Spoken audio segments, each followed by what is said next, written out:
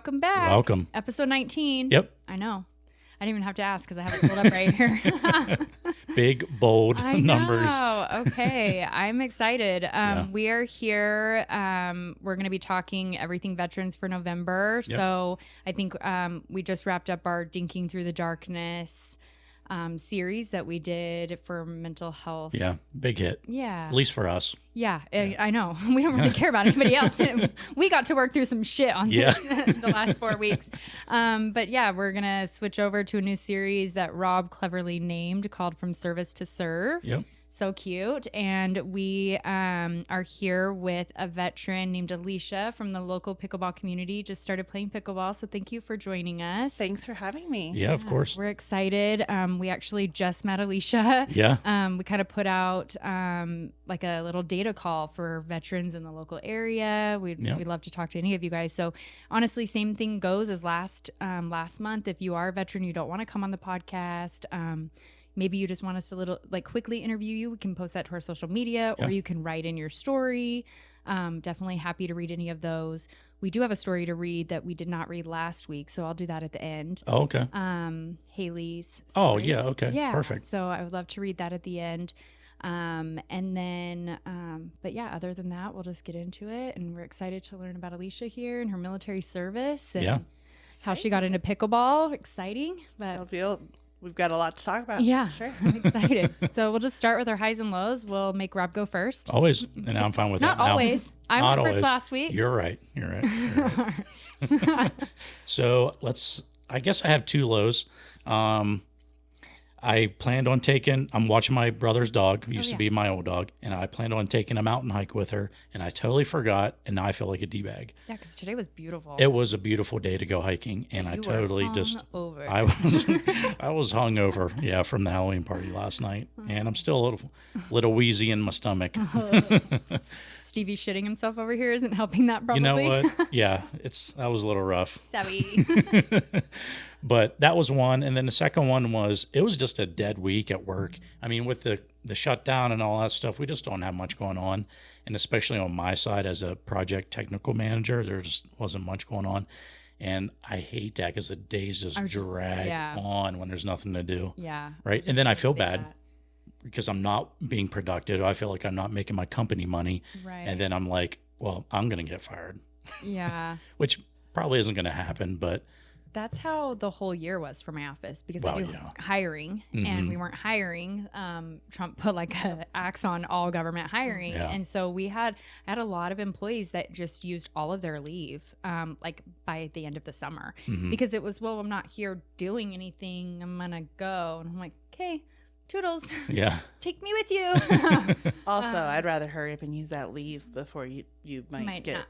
True. Have a job anymore. Yeah. Hopefully that's not going to be the case for our employees, but you just never know. I mean, right now the climate everything's up in the air. So unpredictable. And I think right now not to like get into politics or anything like that, but just what the news and the facts are is that there was like a temporary restraining order on the president issuing any RIF notices, which are the reduction in force notices, separation notices of government employees during the shutdown. I initially didn't think that they would even be able to issue those. Then they did.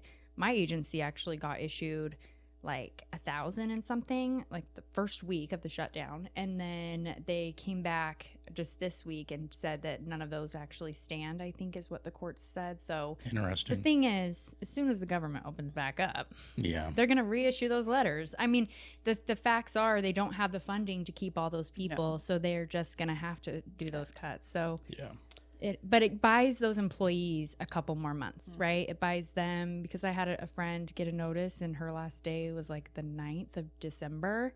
So now it buys her, like it's like 60 days out. So now it buys her 60 days from when the government opens back up if she does get issued a new letter. So it gives her some time. I mean, it gives those people more time for pay, which is great.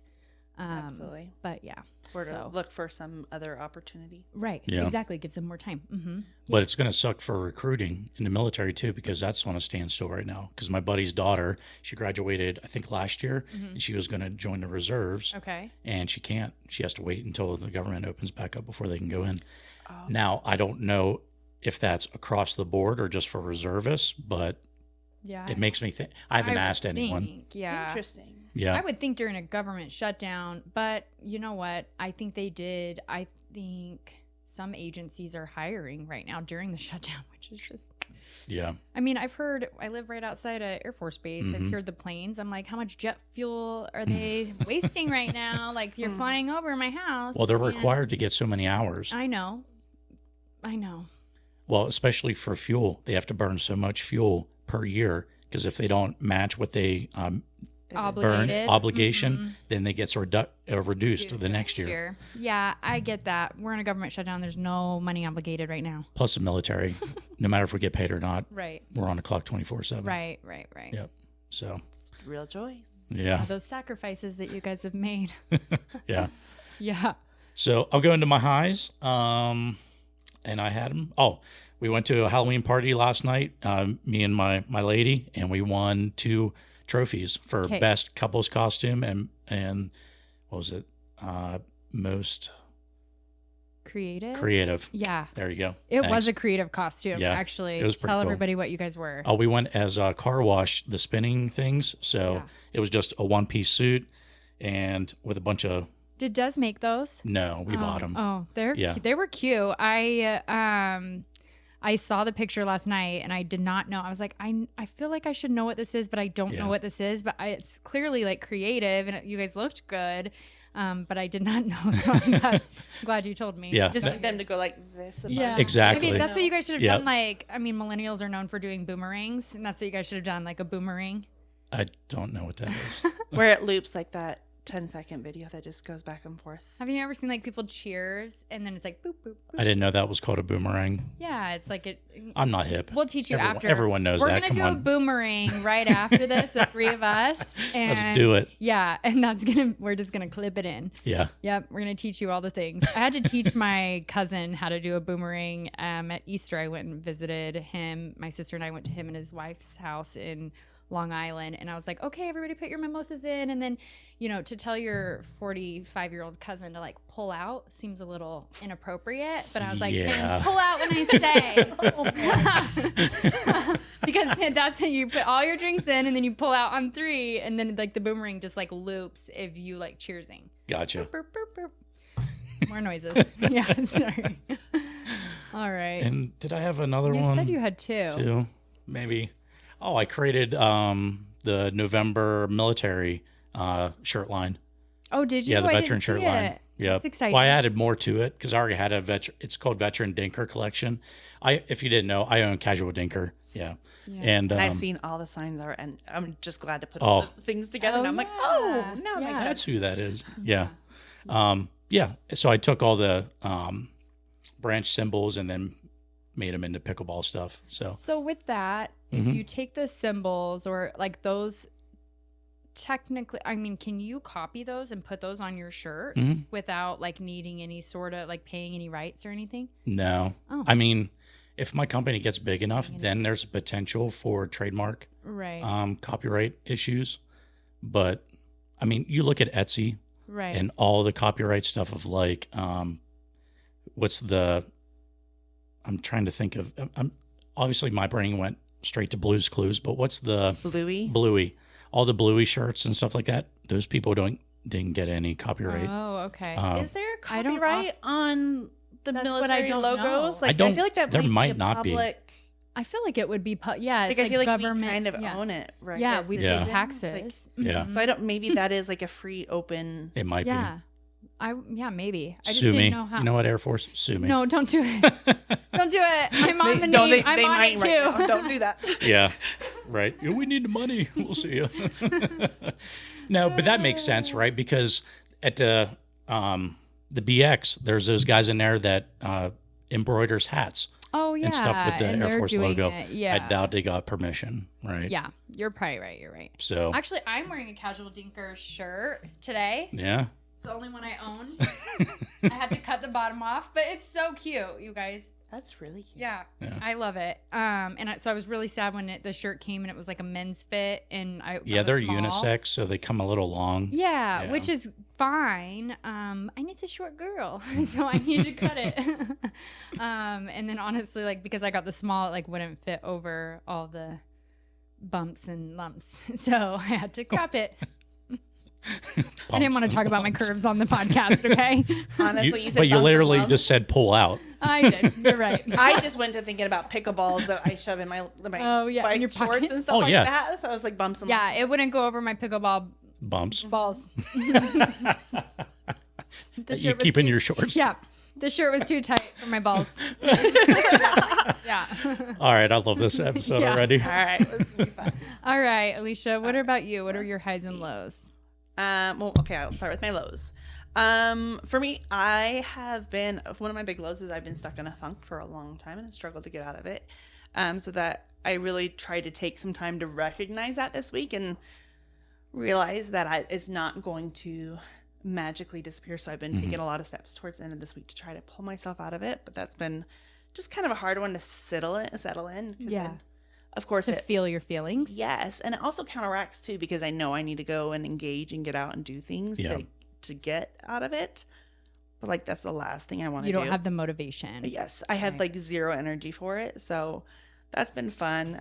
But kind of along the same lines, I've been unemployed for a little bit and I've been interviewing, and I had a third round interview Ooh, 2 weeks ago Okay. that I'm still waiting on a response on. okay. So the stress and the anxiety is just really Yeah. at like the all-time high, especially Yeah. because especially this climate, I'm like, we need a job, Yeah. especially because I'm bored and need to get out of the funk and need to get back to work. Yeah. Really, so But being like good for you for being proactive and doing interviews and like still doing that even though you are in that funk, because I know some people wouldn't do that. They wouldn't, even though they know they need to. yes. That's where I think some people get themselves into a lot of trouble or maybe even wind up homeless. Like I always wonder that with like the homeless community. I'm like, how do you get here? Yeah. And not saying that in like, you know, a judgmental way, but like an ignorant way, I think, because but I can't imagine. The concept, it just doesn't click, right? Right. Yeah. But I could see how you could get so depressed and then you turn to maybe drugs to feel better, or you turn to alcohol to feel better. And then you're consumed by that. And then you don't get a job and then you feel even more depressed. And so like, luckily for you, you're not there. yes, thankfully I've had to do a lot of work to do it. And don't get me wrong, I still have my days where I absolutely did nothing for it. Yeah. And Oh, we all do. Yeah. and then it kicks my butt and the shame spiral starts. But then I just have to give myself that little bit of compassion. And Yes.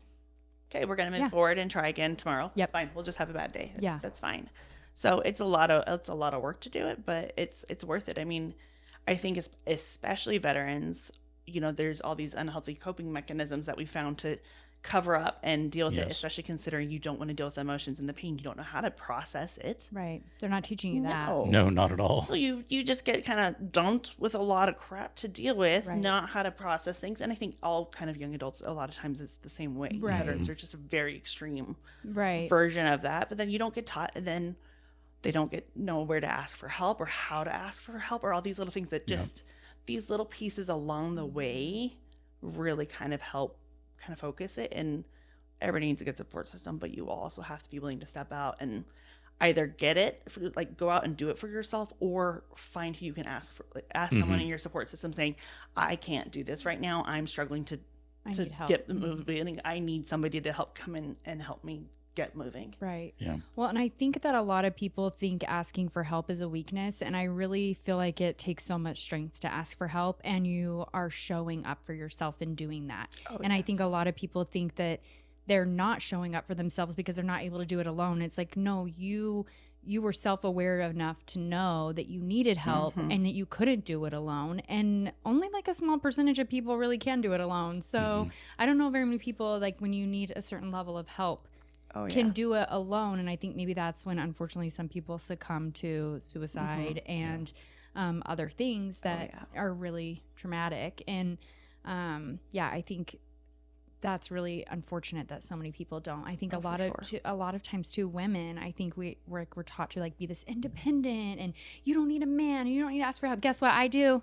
I need a man. This isn't me like putting it out there, guys, but like I can't do it alone. Like I get so frustrated sometimes just trying to open a fucking jar of pickles, and I'm like, this makes me so mad. Like even when my dad came to visit a couple weeks ago, I was like, I have a whole row of jars I need you to open for me while you are here. I've got a trick to show you. Then. Okay. Yes, please. I can show you with a church key or like a bottle opener how you can. Yeah. You just break the seal just a little bit, the suction, and it'll open right up. For you. Okay.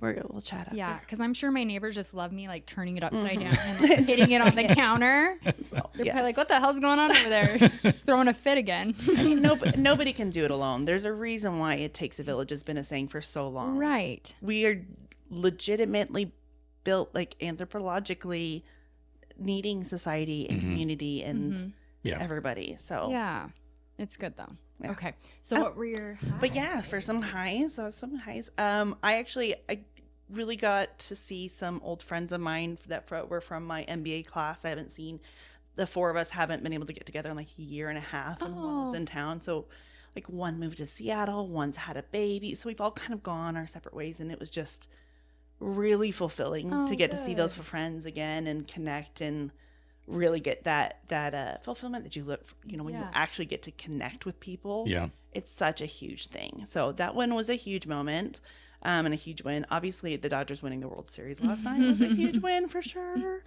But also, okay, I've got two more. Yes. Yeah. One more fun one. I ended up only with 2 Snickers left after passing out Halloween candy. Is that a low or a high? That's a high. Well, sort of. I'm like, that's a low. Kind of not having enough leftover but it was kind of like, this is almost as good as like when the gas pump stops directly on the dollar. Oh my God. Oh. That is Of the like, I bought the Fair so enough. satisfying. Yeah. I was like, I bought the perfect amount of Halloween candy. I didn't run out and I don't have a ton left over. Yeah. This is kind of, it's kind of a moment. That so is, I'm just gonna Congratulations. Yeah, I don't think there's very many that. people No. that get there. No, Yeah. it's usually one or the other. So I'm just taking a moment to suck, bring that one in. Yeah. But also, I've got a 16-year-old son. He's ADHD, so we have fun with school for years and years and years. But this last week, I got a voicemail from his vice principal just to give me a good voicemail and tell me how great he is and how wonderful he's been and how much he's matured and like grown so much, and he's doing so much better in school and his grades. And just hearing, like, I sobbed for one and saved it. And that was just such a huge, like, to see. Did you let your son listen to that? Oh, I absolutely did. And How I did shared he it with feel? her. It was, Did he was feel really good or was he? Oh, he did. Especially considering I of course set it up. I'm like, he walked in the door and was like, come sit down. Oh. Let's listen to this. Oh, nice. And he just hears, this is, the assistant principal calling about Isaac. I know sometimes we get some bad calls, and I just see him start to freeze up. Like, he's starting to go, what did I do? And and then seeing as he starts getting the compliments and seeing that shift and just those smiles go, and I'm just like, I'm so proud of you. Yeah. So that was just a huge high that I'm gonna coast on that Ride one for that. Oh, heck yeah. That's awesome. Do you feel like he recognizes that he's put in work and that has got him here? Like, so that I feel like that's something that like builds confidence. We've talked about that before on an episode, is like, working towards something and seeing it come to fruition, or seeing like positive reinforcement or positive results afterwards. So I hope that maybe he can recognize that he's done that. I think he's starting to see, and he's seeing the results from it. And I mean, funny enough, a lot of it, he had struggled with his own depression, as teens are, it's hard. I don't know how they do it these days. I struggled when I was a teen. So did I before social media. But I was just gonna say, mine didn't even have social. I cannot imagine. Like, barely had AOL chat rooms. Like, that was it. And I was not allowed on those. No, that was something I actually not. listened to my parents about. Yes. I lied about my age at the skating rink, but I definitely was not on an AOL. I definitely was never on those ever. I was so But he also started a junior league pickleball. Oh, heck yeah. A couple months ago, and started playing basketball with friends, and he had turned 16 and like has gotten his own car to drive around. So he's like found his own independence, and then started to find a community and like actually get. So suddenly his grades are better. Like his attitude is better. Seeing that change in him too, and I can see that positive reinforcement. He's connecting with it, and it just encourages it more because you see the results. That's so good. Good for him. Good for you. Thank you. It's good. Sure, your mom highs. Heart. Those are good highs. Those are really good. I don't ever get any trick-or-treaters, like not one. So, but I buy candy. How do you not? I mean, Nobody comes through here. That's weird. It might have something to do with me pulling my dumpster right up to my door. I'm just kidding. But no, even on like the years that I have not done that, I do that if I'm not going to be home because I don't want the doorbell going over and over. Stevie will lose his fucking mind. Yep. But I like, so I'll like pull my dumpster up towards my door so that people just know, and I turn all my lights out. But yeah, but honestly, I was here the last few years on Halloween, not one. And last year I actually, or maybe it was 2 years, one of the years I forgot to pull the dumpster up, but I didn't get one notification on my phone, nothing. So I mean, it's only like a couple homes, and I think all the trunk or treaters nowadays, like all those trunk or treat things, and then people go to like other neighborhoods. This isn't a neighborhood, and I'm okay with it. Trick-or-treating. I don't need people like coming to my home. That's what you guys are lucky to be here. I'm just kidding. I'm just kidding. Our trick-or-treaters have like dropped tremendously over the last couple of years, and I'm not sure if it's just all the kids got older or all the changes in the neighborhood, especially post-COVID or anything. So that's where I decided to be the nice one, and I go to Costco and get the full size when they're on sale, because then I'm spending like $40 for 2 of those boxes, which is just as much as that you would spend giant bag of candy. And then I know for the most part, one, the kids are way more excited. Yeah. Two, I'm not left with a whole bunch of crack candy. Yeah, exactly. Things like that, and it's so I'm like, that's a good idea. It's a win-win on that. Yeah, I didn't even think about that. I mean, I could, but then I'm eating like 30 or regular size candy bars. There may have been like 6 already missing pre-Halloween. Just saying. I don't know where there's a magic fairy eating those or something. That's funny. All right. My highs and lows. I got to help. Yesterday was the season opener for the Utah High School Pickleball Association. So all the local schools, I think there's 40 schools this year, if I'm not mistaken, that in the state of Utah, we're working to really get it sanctioned as a high school sport or in high school sports.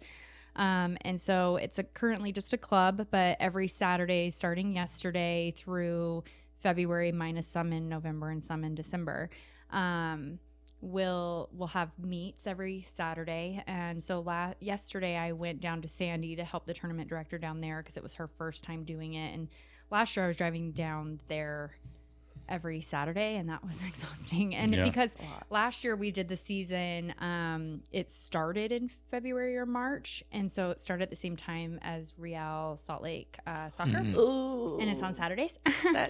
So getting home was always like a race, and I took Stevie to daycare on those days so that he wasn't home by himself for that long. And so I was like always like a race to get home before they closed, because they close early on Saturdays. So then that just turned into a nightmare. So I'm happy. Yesterday I went down there to help. The rest of them I'll be at the Kaysville Pickler helping. The rest of way the easier. Yeah, less travel. Yeah, so nice. And then that way, if I do need to pop out for a minute to go grab Stevie or something, I can, and then come back and help Helen. But it's so fun. Like, we had a bunch of Dream Breakers yesterday, and so just from like Rob and I play on some of the draft leagues, and their team leagues. So you're on a team with like either, I don't know if you're familiar with them or if you've watched a little bit. Yeah. So you have a team of either 4, or they used to be 6. But right now they're 4, and that's kind of, I mean, the high schools, it's different. They have to bring 8 students, and they go to a team Dream Breaker, and it was it was so loud in there and so much fun. Like, I was loving it. The lady that I was working with was like so panicked. It was her first one. She's so nice. She's done a ton of tournaments. She's like been the tournament director at several tournaments I've been at, but not for children and not in a loud. And usually tournament directors are kind of like away from everybody, and I mean, you remember from last year, like you're right in the middle of it, right at one of the courts. And so she was a little overwhelmed for a minute. And I know how that is, because I get overwhelmed with loud noises, and I don't know if I've actually talked about this, but I wear earplugs a lot, because I get overstimulated with noises. So I wear these earplugs called Loop, and they just go in your ear, and they're like a little circle, so it's still loud noises. Like, I can like have a conversation with you, but it kind of blocks out. So I was telling her about those. I was like, maybe you should try these, and she's like, no, next week I'm moving in that room. And I was like, okay. The number of times do what works for you. I find that I put my AirPods in to listen to something and don't actually ever turn on anything but that comfort. The noise cancellation. Yeah, I actually walk around my home with that. I mean, you actually got here and I had them in. Yeah. And I hadn't been on the phone for like 20 minutes. And I was like, oh, yeah, I should probably take these out. Because same thing. Like, I just like... I did it for hours earlier. It used to freak my ex-husband out because he'd come home and I would just be like doing the dishes with like no noise and like, or cleaning. Like, I didn't have music on or anything. Now I listen to music probably way more than I do anything else. But yeah, like I just wanted like peace and quiet. But if I'm like at Walmart or Target and I hear one fucking child cry, those earplugs are going in. Or I can't. And I don't know what it is. I don't know. I can't finish that sentence. I don't like noises. Yeah. That I don't like. I couldn't handle Dave putting away the dishes. I was like, I'll do it. Or I would have to like walk away because I don't know why we have to put the forks away so loud, or why we have to put away the pots and pans so loud. Totally Just place them in there. Why are we shoving silverware in the drawer like that? Like, I just don't understand. But when I do it, it's probably just as loud. But because I have control over it, it doesn't bother my ears as much. I don't know. I also cannot handle the microwave beeping. So this used to be one of his biggest pet peeves. It's so silly that we literally got in fights over this, you guys. I would open the microwave at with 1 second left. Yeah. Because I don't want to hear it beeping. Oh, I've done that. I don't like I still do that. If I didn't clear the microwave, I wasn't getting spoken to for days. Wow. Not really. Well, I don't want to say not really. Yeah. Yeah. It's so funny to see how some certain pet peeves, like we all have like one that's a little odd or something. You're like, that. Why is that the thing? I'm sure I did something different to piss him off, and then that was just like the cherry on top. He's like, it's one. He would like come downstairs and he's like, oh, Destiny, look at what time it is, and I'm like, huh? And he goes, it's 1 second o'clock again. And I'm like, 2 times a day. I don't just like any other time. I don't know. What do you expect? But to me, I'm just like, it takes less energy to hit clear than it does to even say anything to me. Yeah. Shut up. And so I just walk over and I'm like, oopsie. Why are we having a disagreement about this? So funny. But now I never leave it. I always clear it. That's called trauma. It's called a trauma response, guys. Anyways, so that was my high. My low. Did I have a low? I don't remember. I don't really think so. You guys, I'm not working right now. My low is not getting paid. That part sucks a little. I was telling these guys before we hopped on air that my dad was like, so like, how long are you going to be good for? Are you going to be good with like finances? And I was like, I don't know. And he's like, what do you mean you don't know? And I was like, I don't know. He's like, what do you mean? I was like, I haven't sat down and looked. I don't want to look. I don't want to know. So I'm just going to keep swiping my card until it gets declined. I don't know. So I've decided the best part of adulthood and like hitting a certain point in your career is that part when you don't check anymore. And it's just being like, I'm like, I don't know.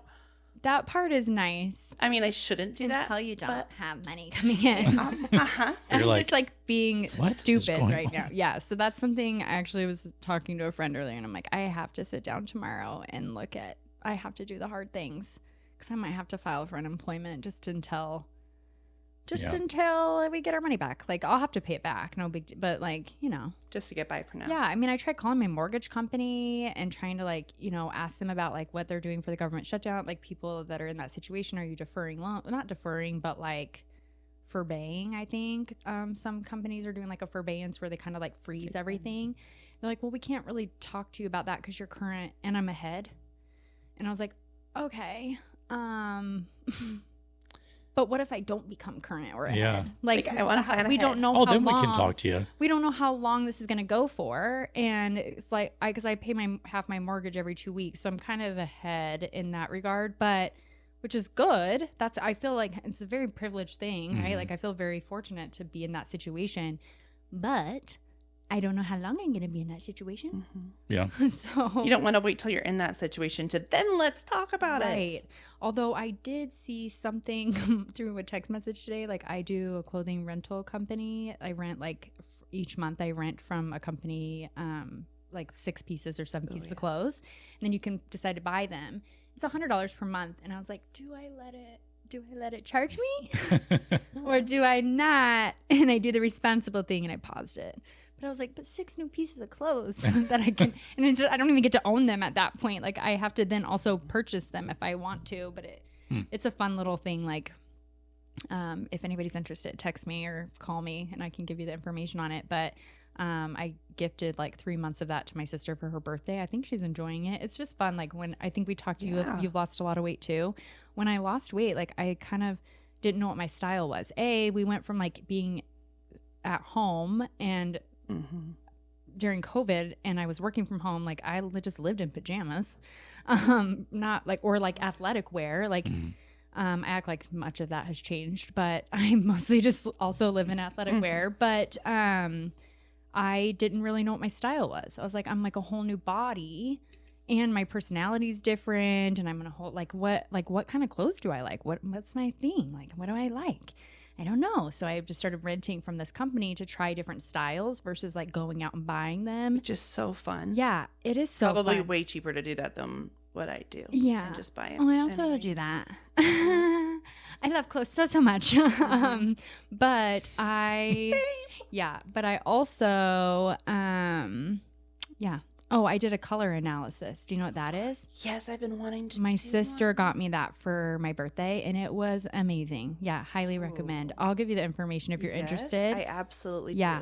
And I had to go to Highland, so I had to go like 45, 50 minutes away. But worth it was worth it. This woman was so great. So yeah, if anybody wants information on that too, I think we looked today at our demographics and like 70% of our listeners are men, so I'm sure you guys are all guys, if interested. you want your color hey guys, color if analysis you need a good gift idea for the holidays, there you go, your significant other, that's probably actually a really good one. And if you are that's actually a really good idea. It is a good idea. It is like, it's like a you should really get a sponsorship now. Yeah, I should. It's like a 2 or 3 hour session. You sit down with this woman and she like puts all these color swatches on you, tells you which season is your like color, and then like she does some makeup stuff too. I think you can pay more for like more of the makeup, but I don't wear a lot of makeup. Actually, she just wrote me and was like, hey, I'm just seeing if you need a refill because I bought some like primer and some concealer or something from her. And I was like, I probably would need a refill if I wore makeup. But I don't even think I've opened the primer. And I did this in July. And I think I've used the concealer like twice. It's the like couple times a year kind of thing. Yeah. Yeah, that I use, like go full glam. I say full glam. Full glam is probably still most people's half glam for me. But guys, if you don't already know that, there's nothing better than making your partner, your significant other, feel sexy and beautiful. Yeah. Like that's a smart. That's move. A good gift idea, you guys. Make it or the Newly subscription, like the clothing. And I think I have $20 off. Like when I refer people, it gives them 20. Get a code. And me 20. Absolutely. There you go. So message me for a code. We're not sponsored, but this is Destiny speaking. Not Skinny Singles. All right. That's it. That's all I got. So we can get into learning more about you. Yeah. Enough about me. We'll come back to me. Don't worry, guys. Okay. So what branch were you in and what job did you do and why did you join? Ooh, good question. So I spent 4 years in the Marine Corps. I served from 2004 to 2008 and did, of course, the 1 month after graduating high school, did the DET program through high school and all that fun jazz. Okay. So, and I was a combat engineer. Wait, DET program? What's that? The delayed entry program. Oh, okay. So, okay. Yeah. Same signed my contract in like early January, December or something like that before, and then shipped out in June. Okay. Yep, that's what I did too. So many. I mean, that's the primary, especially for the new grads, unless they're somebody who's deciding later. That's typically. Yep. Plus that it was to lock in my job too. Yeah. Yep. That's the big thing too. Yeah. That's so like the job you want. Mm-hmm. Oh, okay. Yep. Especially if you had the ASVAB score to get where you wanted to go. I should have picked better, but decisions were made. Yeah. Yeah. So what did you pick? I was a combat engineer. So I did construction and demolition, way more on the construction side. Okay. I was very intrigued when my recruiter started talking to me about, building bridges and blowing them up in C4. I was like, fuck yeah, I want that. Let me in. Unfortunately, I didn't realize that I'm a woman. So that meant that the explosives were only during training for the most part. That limited that fun, but it was still great. So I'm a big, like, want to push myself out of my comfort zone person. So that's why I wanted to do something completely different, like way out of. Yeah. Marines is completely different. And I guess I got a question. I'm sorry for cutting you, but what do you mean that just because you're a woman, you weren't able to handle the explosives, or they didn't provide you the training? So, okay. Due to you being a female? Well, no. So we could do the training. So we would get trained, and we would do like our yearly training and everything. But especially during that time, women were still very restricted in certain areas. And combat engineers can be very adjacent. And so you have the ESB, which is on. Oh my gosh! Now I'm going to suddenly blank on all the terms, and that's fine. Anyways, on the POG side, like on the support side, and then you have the division guys that are actually attached to the infantry, and there's usually a couple that are attached to each infantry platoon that are there to breach the doors, to put the explosives and to help out them, or to do the route clearance was another big thing, especially for IEDs. That was a huge thing, especially at that time, that combat engineers were responsible for. Mines, all that fun jazz. Yeah. So I'd get to do all the training, but I couldn't be in division. I couldn't get assigned to division where most of that is at with the grunts. Yeah. And also my recruiter was an infantryman, so that's all he saw was a lot more heavy explosives. So that's what he knew. So we'd get to do training on the engineering side, but it was just a lot more construction focused. And so even we can get into a ton, but even I had a mission where it was going to a place that was more hot. There was a lot more mortar fire that would do that. So I wasn't allowed to go because they couldn't put me in a position that would potentially put me on the front line. Yeah. It limited, ends up limiting certain things. So, but it was, it was all good. It was still a lot of fun and a great experience in a lot of ways. But yeah, I just jump all in. Yeah. Very spontaneously. I like to make big life altering decisions, Spontaneous. And then overanalyze what to eat for dinner. Oh yeah. Of course. So yeah, so I don't come from a military family at all, actually. Oh really? I mean, my grandfather's, from World War II. Right. Where everybody, of course. Yeah. But no, I don't have, nobody in my family is military at all. And I didn't actually look at any other branches. I talked to the Marine Corps recruiter and I was like, yeah, okay, the best of the best. That's me. I want all in. If I'm going to do it, I want to go all the hardest. way. Yes. Yeah, the hardest way. Yeah. Let me just, and then, of course, people were like, oh, Alicia, what are you doing? You can't do that. And then the spite kicks in. Oh, yeah. Don't tell me I can't. Watch me. Yeah. So, which was funny because I was never an athletic person. I didn't grow up in an athletic. They're not outdoorsy. We're a sit at home and watch X-Files and, movies. Yeah. Nobody goes out. There's nothing wrong with X-Files. Yeah, so absolutely. That, so. Yeah, absolutely. We never went outside, so we didn't grow up athletic. I played zero sports. Okay. Huh. So I really didn't have the athletic ability to be just jumping straight in or really to being a Marine. But I'm gonna go for it. So I think at that time their fitness test included pull-ups, and theirs was the only one, or no?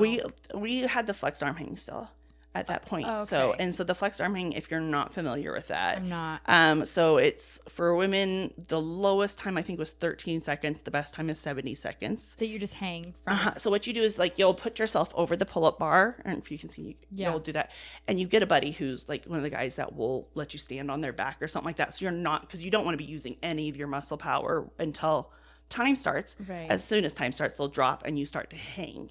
Oh, and your time will stop as soon as your arms are locked out. So how long you can do that? And all of the guys would make fun of us, and then you make them do it, and they realize it's not as easy as they think that it is. So that was only for women that had to do that. So but men had to do pull-ups. They had to do, I think it was minimum of 2 or 3 pull-ups, and 20 is the perfect for them. Yeah.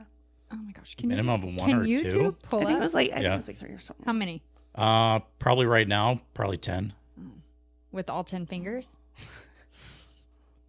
Yeah. Yes. Some people I can pull do something up. I can do more pull-ups like this, but the chin-up version. Yeah, the chin-up version, but I probably could do 7 or 8 the normal. normal way. So this is normal, and then this is not normal. So like this one I think is chin up, and this way is pull up. Like, and they work different. Okay. You're using different muscles. Right. I could see that. Yeah. This is more arms, and then this is like shoulders and back. Interesting. Yeah. I don't even think I've attempted to pull up in like 20 years. I do a lot of assisted ones at the gym just to work on it, but I definitely can't do it on my own. I've looked at, because I've been looking at different workouts and things, and things that like help your back, and like obviously like hanging will like help like decompress your back or whatever. But I've also looked to where to help with like starting to learn to pull up, you hang, but like you flex this muscle. Ooh. And you just do that. I don't know if anybody can see me. I'm just like peacocking over here is what it looks like. Interesting. But I guess I'm like doing it so I can feel exactly. But you're just like flexing like those muscles. I can't even tell you what muscles those are. That's a problem. Anyways, so yeah, I was curious about the fitness exam. So it was different. I wonder, do you know what it is now? If women have different? I don't recall. I think they switched it all around because then while I was still in, they started to add in the combat fitness test, which was more when you're actually in your boots and utes and you're doing more of the more functional, like what you would actually be doing, more of the obstacle courses. We'd run those kind of in tandem, which, I mean, that was a lot more reasonable. Like it's more useful, I guess, in a lot of ways. More realistic, I guess is the better word. The hard thing is it kills your body. Yeah, a lot. So it's especially for running in combat boots. And up and down the barracks, all throughout them. Just barracks runs were the worst. We didn't have to. I don't think we had to do that in the Air Force. No, we didn't do barracks runs. Air Force. That would have been a smarter decision. That's the smart long-term credo. So you can swap out for the initial strength test. You can swap out pull-ups for push-ups. It says 3 pull-ups for men or 34 push-ups, or for women 1 pull-up or 15 push-ups. And is that the new? That's just your initial. Did they change it again? I'm going to try to see if ChatGPT will. It will change next September. Is that when it? Okay, I was like, I think I remember hearing it was changing again. So I'm going to ask ChatGPT. We can continue, but I'm going to write this in here. I want to see if ChatGPT will give me a chart of all the different branches and what the fitness requirements are. Okay. Oh, I love ChatGPT. I am just like so curious now. Yeah. I'm wondering if I could like pass one. I failed my initial strength test when I went to boot camp. When you get there, the very first thing they test you right away immediately. I actually failed my run, so I failed it, and so I actually got put back. And women's for Marine Corps is only every 2 weeks, so and they don't have enough either. So if the ones that get held back, you'll just go in PT a lot more during that time. Gotcha. So I'd get put with the broken platoon, and so I actually am really glad I did, because it was still tough and still dealing with drill instructors, but it's a lighter version because most of the people have been there for a while and have broke their leg or something. Right. So the drill instructors are a little bit more chill. So I got to figure out how to work the system a little bit better. By the time 2 weeks later, I go to take the IST again with the new incoming recruits, and the next day I know I had more confidence and everything else, and I was running fantastic and was not even an issue. And then I was the one who kind of started to mentor and oh no, here's how we go through this, and we got this. So okay, I'm kind of glad, but it's a whole thing. Yeah. My first mile and a half at basic training was 18 minutes. I think and then I ended it with a 9:28.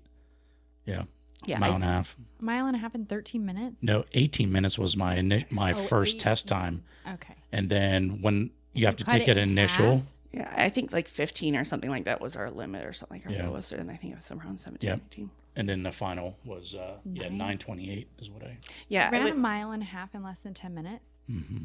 So that was the only time though.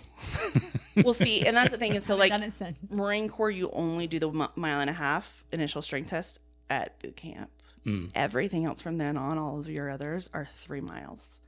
You're running 3 miles? Our yearly test, it was always 3 miles. So what was nice is I liked running at that point, apparently. Not anymore. But I went from failing on my run, not on any other aspects, just on my run, to leaving boot camp, and I was running a 24-minute 3 mile. So the progression was awesome. Yeah. Yeah, don't worry. We'll get into how that wasn't good enough for people later. So. Oh my gosh. So, yeah. Okay. Sorry. I know we went down like a rabbit hole with that, but I guess I'm just always so interested in like I want to like pull them up and see which ones I could pass now. It's fun.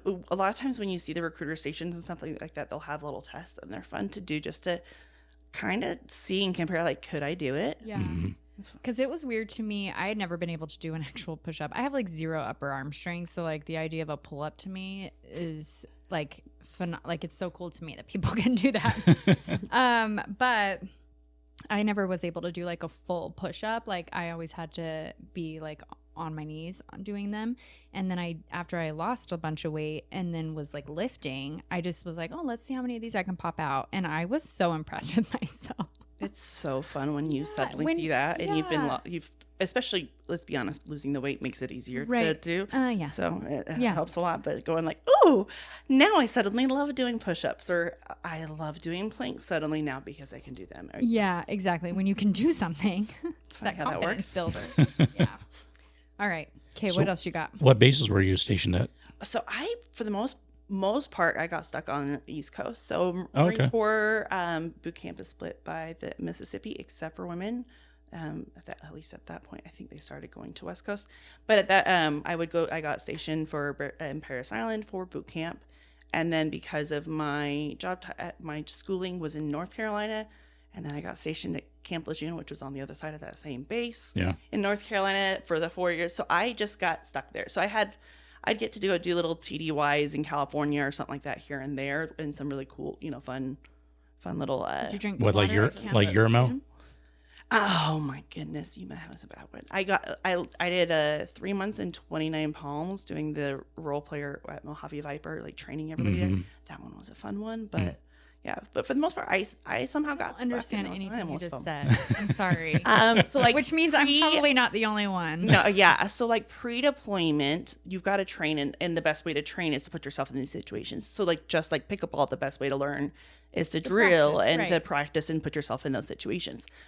But it's kind of hard to put yourself in these situations like in a safe combat, manner. right? Yes. So what is done is, and you see them a lot more now. So like everybody does the Connex houses now, the container houses. Yes. Military's been doing that for a long time. So we had an entire town built out of these Connex boxes. Okay. I know what you're saying now. And so so we got stationed out there for 3 months. We do 10 days on, 4 days off, and we were all role players. So we'd have little scenes that we would act out, so that way they could go through with their things and shoot us and like go through those situations. Yeah. So I did a civilian deployment to Afghanistan, and my initial job out there required me to do a survival school and a combat school. So actually, once you just explain that, my combat school was 30 days in Wyoming. I think it was 30 days. I don't remember. It was in Wyoming, but they had all the like a whole little town set up. And same thing, like you go and we would drive into it with Humvees, and it was a whole town was set up, and those were always the best trainings. It was honestly, so fun. It was fun. It was like, fun actually. Like extreme laser tag and paintball. Like it's good. Well, time. I actually like still have a scar on this like from the round. Oh, they are hard. They will hurt. Yeah, bad. It's funny. I'm like, is there something stuck in there? Like it hurts me because it's like right where my watch is too. So it's funny. Anyway, so I was stationed in that. Yeah, no worries. I was stationed in North Carolina. I did 2 tours to Iraq. So I got out that way, but otherwise I got to spend my time on the East Coast. So were your tours in Iraq like a year long, or 6 months? Oh, okay. Marine Corps will only do 6 months. That's right. Because if they do more, then they have to send you on R&R. Yeah, which is what the Army was doing because they were sending their people. And Marine Corps doesn't have money for that, so they don't. The only ones who usually do are the ones who extend for another deployment, because there will be some that will do that. But stay. Yeah, so I did 6 months from 05 to 06, so like September to spring in 2005 to 2006, and then the same time frame I got lucky and got winter deployments, and got I went out 2007 to 2008 as well. Okay, interesting. So yeah, well, thank you for your service. Yeah, that's awesome. Yeah. Well, thank you for your support. That's my answer for that one. I never, because I'm so uncomfortable. It feels not knowing how to respond. Yeah, I agree with that. That's actually a great response. Yes. I heard that one time. I was like, I'm using that forever. Yeah. Because it makes me feel more authentic and not knowing how to respond, but just thank you. I don't know. I don't know how to explain Well, it. what did you? Because we talked about that on the the podcast. You're Cash like, App, you're like, welcome. Here's 10%, please. Yeah. I guess I loved that idea. If you were really thankful for my service, So you'd Venmo me $20. just a fun tip. That's my little go-to. Yeah. No, I like use. that. That's Yeah, actually that's way really better good. than $20. Well, I don't maybe know add about both. You can add a tip line on there. Yeah. Awesome. You'd say thank you for your support after they pay you. Yeah. Yeah. That's the little message afterwards. Yeah, Yeah. exactly. That's what you're just typing in the comments section. I love it.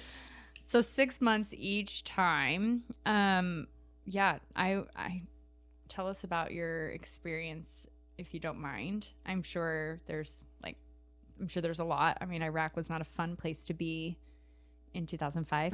Yeah, it was not the worst of it, but it was still a lot going on. Mm-hmm. It's kind of weird to realize how disconnected and disassociated you are from what is actually happening at the time. Like, you're in it and don't realize Like when you're there. in Yeah. it. Yeah. I realized that too in my tour, but mine was like years later. I didn't go until 2012.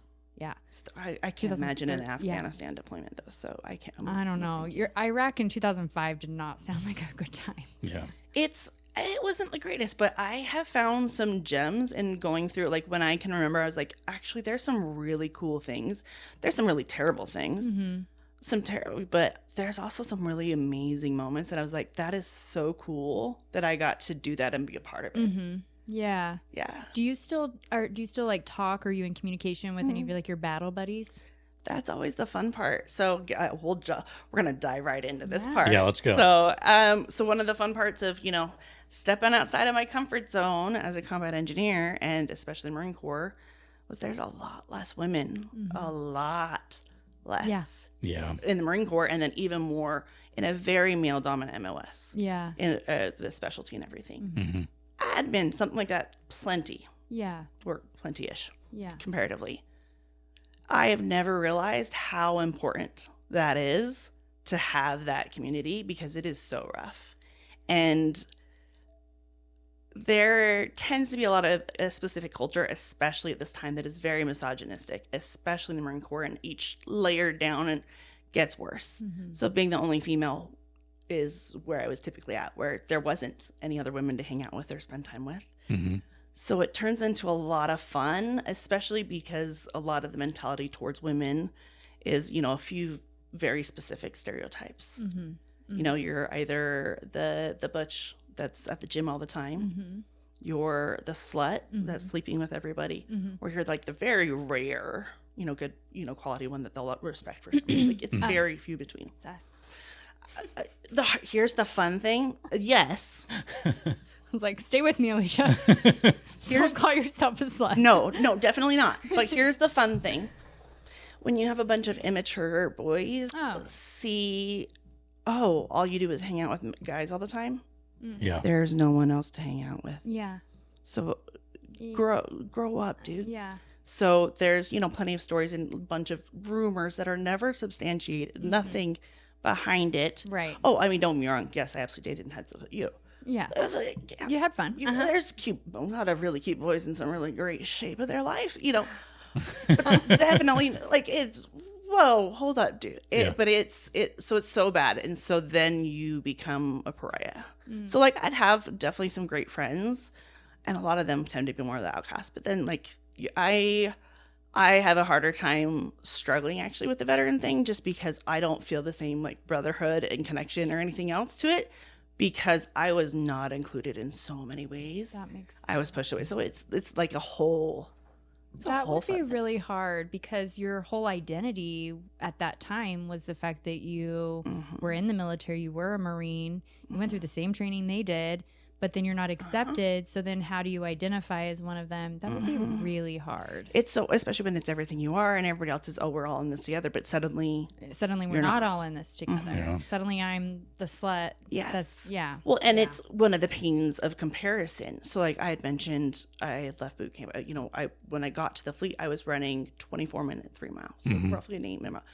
That's honestly fucking awesome. Pretty dang good. Yeah. I think that's awesome. It was a great score, and I was so proud of that. So here's the thing.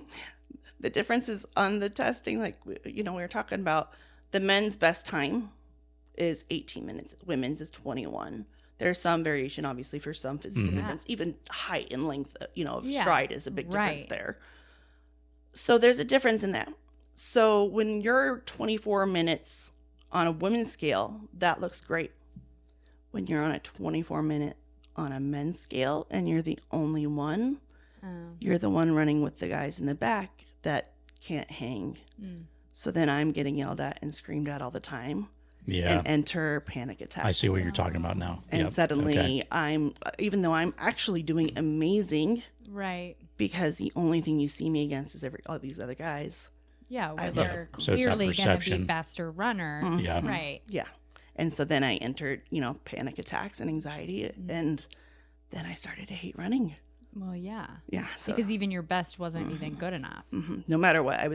That was a fun through line that we learned, is throughout the Marine Corps is I was never good enough. So it's a fun. That sucks. Yeah. I'm sorry that's the experience you had. Yeah. And I mean, hopefully like now looking back, it's like 24-minute 3-mile run. Like that is phenomenal. And you should have been proud of yourself. And you should have been able to kind of bask in that. And it's unfortunate that you weren't. You were kind of shamed. Yeah. Because of, that makes sense. Because that's where like there's this fine line where I think it's hard. Like obviously like I'm a woman. I believe in women's rights. I believe in like being treated equally, but not the same. There's not the same. Yeah. It's the same thing. Like, talking to my dad the other day, it's like me and my sister were raised by the same parents. Were we treated the same? No, because we're two different people. But you had the same opportunity, right. And so that's where I just feel like obviously we're not going to be treated the same as men, but we should be treated equally. And in that category, I can see where it would be frustrating on your end and their end because it's like, well, she's doing this job. She's here with these guys. Like she wants to be treated the same. We're going to treat her the same. But it's like also, I'm not strong enough. I'm not as strong as the boys. So well, and the crazy thing is I was hella strong. Yeah, but biologically, I mean, like women are just not. Yes. We're not the same. We're just yeah. not. And I'm never going to claim to be. I'm never going to be like, well, I can do as many pull-ups as you. Guess what? I can't. I just can't. Well, and this is where like I get really competitive and I push myself really hard and I have to try to hang with everybody because I've been trying for so long to try to prove myself to everybody I'm around that I'm good enough. And so, it starts at a really young age. It's fun. It's hard. And I hope I didn't offend anybody listening too, is that like, I'm not saying that women can't do what men can do, but biologically, like we're not as strong. We're not built the same. So although there are a lot of women who can and who strive for that and who want to, I think like I'm not that person. I'm just like, I succumb to the fact that I'm not the same as you and you can lift all the boxes for me. Thank you so much. You can open all the pickleball jars. Similarly, there's plenty of short king men out there that are small in stature that are on the same wavelength as women. For sure. It's still stronger than me. Yeah, like it's not. It's a lot of times it's more about literally your leg stride or things like that are just generally right. Yeah, your form even carries you quicker sometimes. So yeah, I was never a strong runner. I mean, I did okay, but I slap my feet when I run, so that gave me shin splints all the time. And yeah, I just didn't have proper form. Yeah. Oh yeah, I'm sure I didn't because I still suffer from shin splints. Yeah, same here.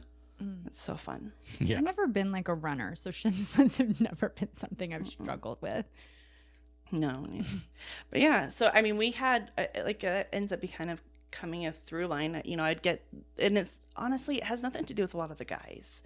Don't get me wrong, a lot of the guys I served with, they're amazing, and I still have a lot of love for them.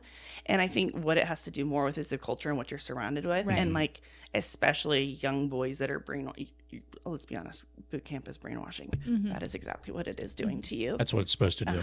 It's wipe you clean and start fresh. Yep.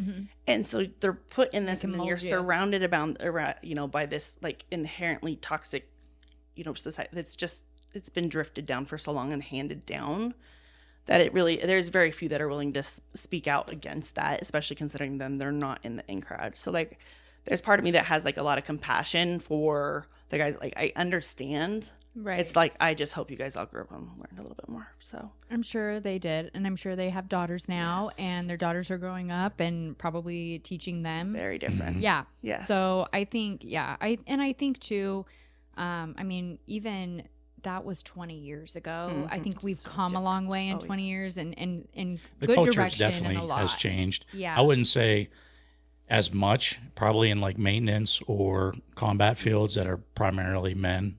It's definitely going to still have some. Yeah, you're just definitely going to have some. Because I know I had one female in my MHT shop that I ran, and What's that acronym? missile handling Oh, team. okay. Yeah, and she was awesome. Like I pushed her to become a trainer, and then I was like, I want you to be the next driver. And she's like, I don't know. I was like, listen, you need to step up, and like you're meeting your counterparts, and you can do this. Like, don't fall for this. I'm the female. No, you're just as good as all my other guys, if not better. Like you need to do it. She ended up not doing the driver's training. She just didn't feel comfortable driving a really big truck that weighed 146,000 pounds with 32 tires. Right. It's 72 feet long too. So, Yikes. I don't want to do that. oh, I loved it. I loved it. I don't think anybody around me wants me doing that either. So Yeah.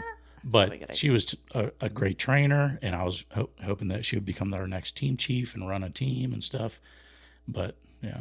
I mean, the environment is really kind of a big key, because even like later on, my second half of my career in the Marine Corps, you know, my second deployment, I had gotten moved to a different unit. I was in the Air Wing, Okay. and I had come over to the Air Wing married. So they, you know, we're skipping a little head here, but you know, so then they had a different perception of me from the beginning. And then I think when we deployed, there were 3 junior women under me that I then was, you know, I was then CEO Kind and of mentoring like- them, okay. coaching them.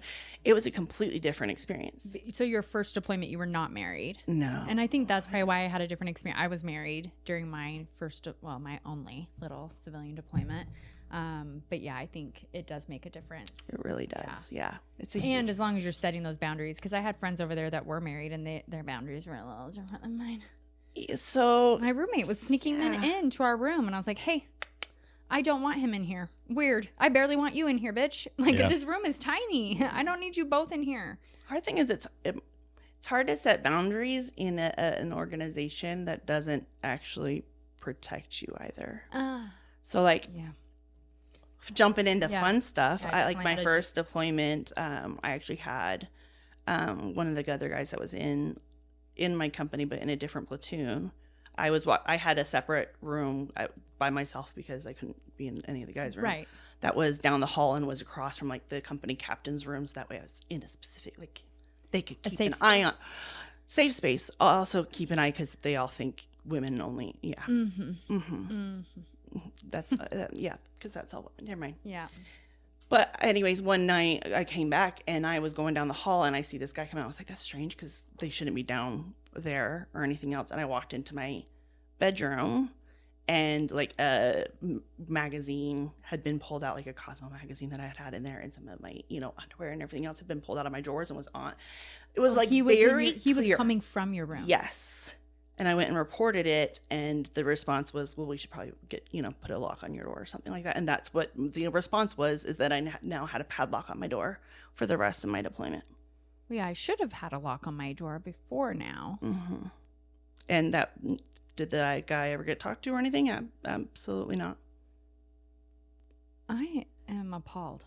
That is crazy. Oh, that's light That's version. light. Oh, I'm so sorry. It's fine. I processed it all now. It's Yeah. fine. But it's those things where it's like you start to realize that you are not necessarily safe like you think Right. you should be. Right. Well, it's really invasive. Like, I always joke when people talk about, this is so awful, you guys. We talked about, I always joke about people like stalkers. And I'm like, oh, nobody ever wants to stalk me. Like, but I cannot imagine how terrifying that would be, or having somebody go through, like coming back and your underwear are out and your things are out, and knowing that somebody like went through your stuff. Like, I cannot imagine how like violating that must feel. So I'm really sorry that you had that experience. Well, and this was like, I had been in the Marine Corps just a little over a year by this point, and that wasn't even my first Encounter. no. So I'd had my first well before, you know, which doesn't go well because in the Marine Corps a lot of times it's the woman's fault. It's kind of where it gets shifted. So that's always a fun little story to get into. But Well, yeah, it's the time frame too, right? Early 2000s. it was. I think. I mean, it's that the was worst during parts. Don't ask, don't tell. Still, yeah. It was still like, it's weird to realize that actually was some of the worst culture environments at some points to be in. Yeah. So, yeah, especially considering you had a lot of the great urge and patriotism post 9/11 and everything else. But then it just brought in a lot of not necessarily the greatest teamwork and camaraderie. Yeah. Always. So well, yeah. I mean, For some. yeah, for some, but I would say probably generations before, even earlier, probably had it even worse. That's true. That is absolutely. It's gotten better with time. 100%. It's just not as fast as it should be. Is kind of where that's at, but which is unfortunate. It is. And kind of going back to where you said, like, you had an airman that was under you, but you were a good leader and you encouraged her and you were lifting her up, where you mentioned that you had these leaders who maybe didn't want to be that person that spoke out, because then they would get the shit from the other people too. And that's really unfortunate, because that's who, I mean, you're a leader. You should be protecting your people and being fair and being equitable across everybody. And I think that's what makes a good leader, and encouraging people and mentoring them. So it's unfortunate that you didn't have some of those leaders and that protection. You're already in a war zone. Like, why am I also having to fight the people that I'm here fighting with? It's a crazy dynamic. And honestly, I don't think I've processed that or really recognized that for a long time. But then to finally kind of come to terms with that and go, oh, okay, I see what's happening here. Yeah. But I mean, and it's luckily I did have a select, group of really good friends that I was able to have, a good outlet. I loved, I was stationed out on Al-Assad my first deployment, and we had the MWR had salsa night on Friday, so I would go dance just to try and let off some steam. See, I went with like chips and salsa. In my head, I was like, "Ooh, what kind? Like green or red?" Got him. Yeah, but with salsa night, so I try to find some type of outlet and everything else. Just because it was hard, because I didn't have the friendships that a lot of the other guys had, other than a couple of great guys that were good to me. A lot of the other guys, that was more of a making sure I was excluded or maybe neglected, I guess maybe might be a better way to look at it. Because okay, so gaming consoles were big during this time. Everybody was going crazy over Xbox, especially. So they would bring them to Iraq and stuff like that. And so in our downtimes, they'd go and hang out in their rooms and play Xbox, and that's what they do all night. I'm not allowed in there.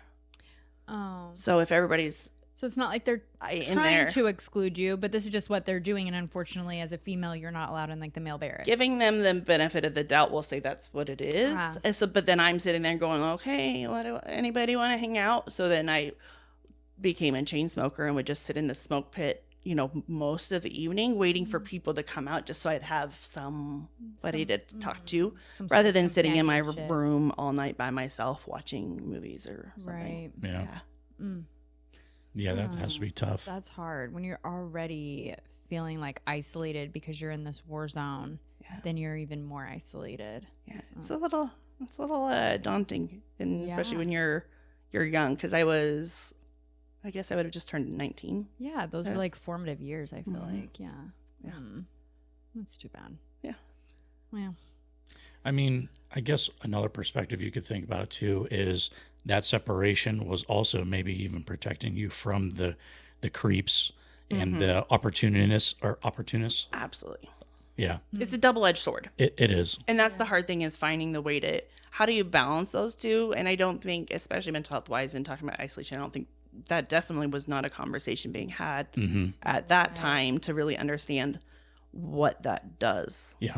Yeah. So it's okay, unfortunately that's the impact of the time. Right. Live and learn. Hope that everybody does better. Yeah. Yeah.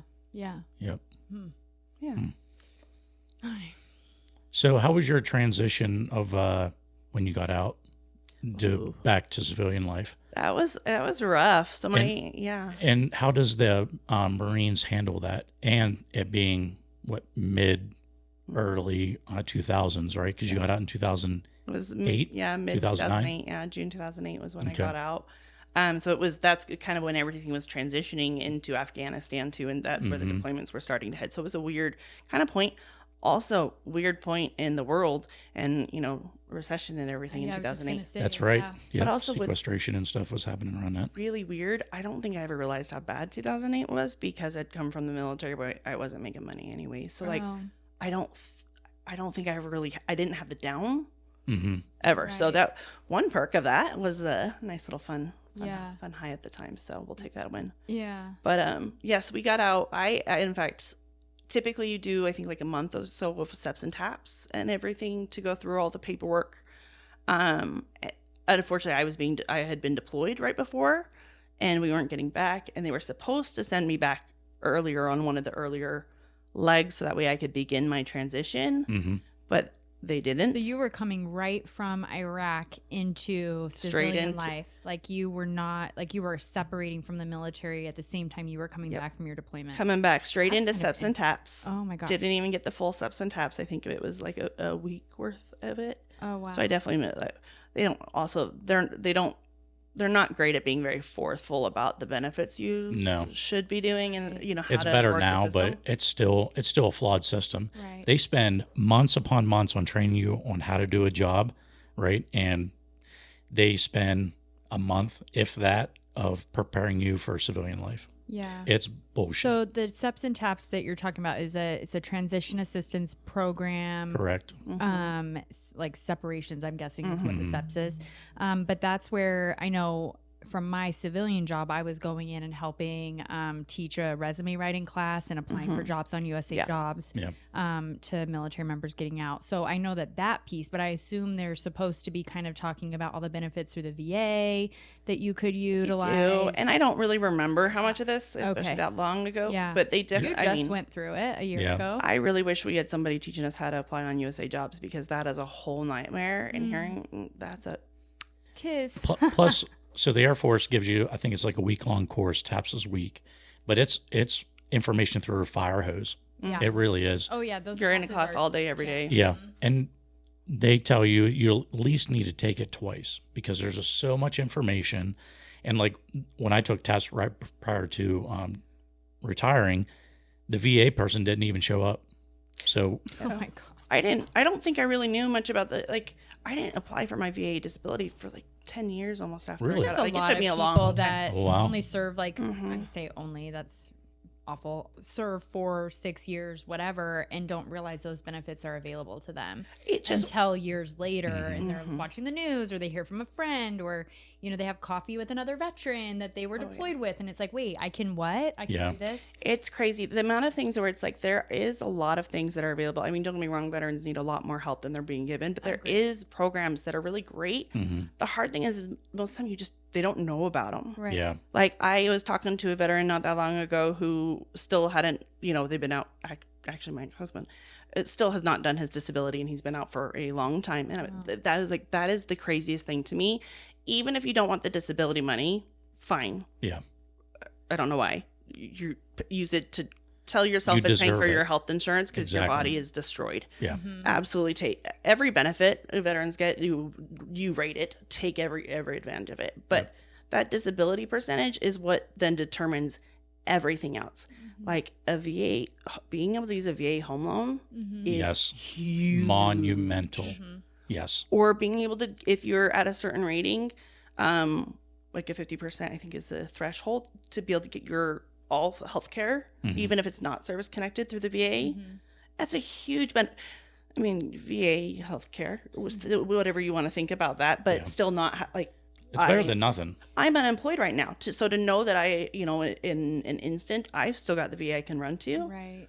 Regardless, it's a huge piece. That's a huge weight lifted off. Yeah, with health insurance, agreed. But so they don't tell you enough about those, or even one of the things I really wish they would have told us more about was tuition assistance and the programs. Yeah. Because at my point back in those days, I actually qualified for both Montgomery GI Bill, which is older. Yes. And post 9/11, which is new. Post 9/11, newer, and way better. Yeah, way you can give to your kids. Correct. You can, but here's the catch. They don't tell you.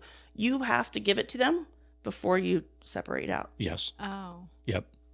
There's so many contingencies around it. Frankly, it's great to give to your kids, and usually like a lot of retirees will do that. But otherwise, it's use it. You can also get paid for it too at a staff sergeant level. Oh, Yep. nice. Yeah. So you mentioned earlier you had coffee or lunch or something with some of your MBA cohorts, I guess. Yes. So I'm guessing you did use your assistants to get your bachelor's and master's degree? Yeah, well, not for my master's. It was consumed all with my bachelor's because I didn't know any better. And the counselor I was working with at Slick when I got out just automatically signed me up for Montgomery GI Bill, which meant I completely lost out on the post 9/11, which post 9/11 pays for your tuition entirely and gives you BAH. Yes. Oh my gosh. Whereas Montgomery GI Bill just gives you a flat amount. So the BAH for it's people like listening that don't 50,000 know. Montgomery, I think, or something like 35. that. 35. Which isn't even enough to cover. No. So when I got out, I went and took a couple classes at Slick, like everybody usually does, and then I got pregnant and didn't last that long. So when I went to school, I finally went back to school for my bachelor's in 2015 to 2019. All I could use was my Montgomery GI Bill. I was a single parent. So that means I still have student loans and all that fun jazz because I couldn't use post 9/11 because I didn't have the education in the beginning to select it correctly. Yeah. Dang it. Because there's a service commitment too. So after I used my Montgomery GI Bill, then I could use, there's a kicker, so I could use a little bit. There's a small amount where you can use since you technically rated it. Okay. So I got a little bit more, so that helped me through my bachelor's, finished my bachelor's in 2019, and then I went back and got my master's, my MBA, and finished that up in 2023 from the U. Awesome. That's awesome. Yeah. So what are your degrees in? I'm curious. Business and business. So when I finally got my bachelor's, I had already been in the workforce for so long, and that was the point where I'm like, I need the piece of paper just to get into job interviews. Right. So it was just kind of like, what'll do at business. I didn't know like where I wanted to go, Right. so I was like, that just covers everything. Like business administration. Yeah. Which was great. Yeah. The That's a great degree. The hard thing is when I went to MBA and everybody else has got all their fun things that they studied. I was like, oh no, I really wish I would have studied something. Oh, not me. I wish I would have done an MBA. But I loved Or like leadership my or MBA something. program. Yeah. I loved My it. friend did her MBA. I think she did business administration as well through the U. Yeah. It would have been before that. I did the PMBA program, so like you work full time and still go to school full time. Yeah, that's what she did. So it was like night. She was really close with like the students in her program. That's what I wish mine, I think I've mentioned on the podcast before what my degree. So my master's was it was called Air Command Staff College. So I got it through the Air Force. But it was a degree in joint warfare planning, but I did it online and it like doubled as like professional military education. So I got like credits when I would apply for jobs, like as your PME. And then I would also get like, because I had a master's degree that came from that, it would count for that. So I got like extra points on like a matrix when I was applying for jobs. But I did it online, and I didn't get like that camaraderie. Like I didn't have that community. I just felt like very alone working through that program. And sometimes I would see like the same names of people in the classes, but it was rough. And so I envy your experience. I wish I would have had something like that. I mean, not enough to go back and do it again, but for sure. My bachelor's I did completely online at WGU. So I was similar. And so when I went to go do my master's, that was one thing I was like, okay, I blew through that. I didn't retain it as well going through things. Yeah. Especially your master's and an MBA, the networking is so important. Right. So I had looked at some cheaper programs or some online options that would have been a lot easier than driving, to commuting that, hour each way every day. But it was just so worth it. And it was the right choice. Like one of my last things we had done is we got to go do a trip abroad. And so this group of friends, we went on a week to Portugal together. Oh, that's cool. Oh my God. And honestly, you know how like normally you can find a couple people you like? Yeah. Somehow I ended up with a group of like 5 or 6 of us that all like perfectly clicked to where we hung out the entire week but didn't get on each other's nerves. Oh, weird. Right? Yeah. Crazy. That is crazy. And it I was know like a handful of people I could do that with, Right. but they wouldn't all be on a trip with me at the same time. And the first time we're all hanging out really together like that outside of school, like that. So it was crazy, but it was such a fun mix of like learning but also going and having a fun time and hitting wineries and so it was like this amazing bonding experience that was just so wonderful. That is wonderful. So like this group of friends, we've really like solidified that bond a little bit more. That's awesome. Which is so fun when you do that. Yeah. Which, I mean, it tells me that you do, you came from, not really having a community, going through something hard, and then you went through something. I mean, getting your master's degree is hard. no matter what it is, right? And then also you're working full time. You're or I don't know if you were a single mom, but you were a mom at the time, right? Like that alone. Like I remember my mom got out of the military. She served 24 years, something like that. And then decided to go for her bachelor's. So she had already got like her associates through whatever. Yeah, CCAF. And then she did her bachelor's, and she was like, you know, momming and then also schooling and then also working full time. Like, ugh. Yeah. I don't know how people do it. You guys are strong. Like no. Yeah, no thanks. No. That was another impulse decision that was decided on in like 2 weeks to just go back to grad school. You just applied and like paid, and then you're like, well, I'm in it. Genuinely, that legitimately was basically it. Oh, wow. So it was the decision made in like 2 weeks, and just said, let's go for it. Why not? So, and I had gone because I was working full time, and you know, I had my son, but I was married. Like, okay, this is gonna be hard, but we can work through it. And then my ex-husband and I separated while I was in school, which then made that increasingly harder because I didn't have the support system that I thought I would to handle being able to work full time and going to school full time. But did you have that support when you were married? Not really. Okay. Which is why, you know, so it was fine. I'm here to ask the hard questions. Genuinely, that's one of the hardest things to learn, though, is that you're better off without sometimes than you know, expecting someone to be there when they're not. So, but I can't quit school because then I'll just be left with a crap ton of student loan debt and nothing to show for it. Nothing to show for it, right? Yep. So it's the figure out how to push through and let's make this happen. Yeah. You have to find a way. But I think I realized, like, as amazing that as experience that was, especially coming from COVID into that, because I started in 2021. Oh yeah. So like when we first went to class, we were all still in masks. It took us like 6 months before we actually saw the other half of what people looked like, and go, oh, that's what you look like.